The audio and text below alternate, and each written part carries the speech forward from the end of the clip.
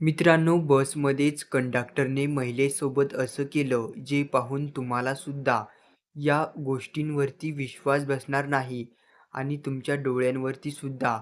त्याआधी मित्रांनो, चॅनेलला सबस्क्राईब करून घ्या. मित्रांनो, ही घटना आहे एम-पीमधील शिवपुरीमधली. माणसाला लाजवेल असं या कंडक्टरचं कृत्य. जेव्हा महिला बसमध्ये बसली आपल्या छोट्या मुलाला घेऊन, बसने अर्धं रस्त्याचं अंतर पार केलं, मात्र कंडक्टरने अर्ध्या रस्त्यामध्येच महिलेसोबत असं केलं. ते पाहून अनेक लोकांचा संताप उडालेला आहे. जेव्हा कंडक्टर महिलेला तिकीट मागण्यासाठी आला, तेव्हा मात्र त्या महिलेने तिकीट देण्यास इन्कार केलं.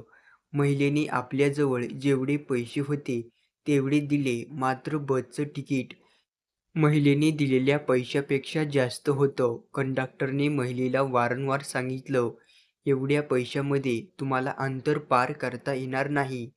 हे तिकीट जास्त होणार आहे."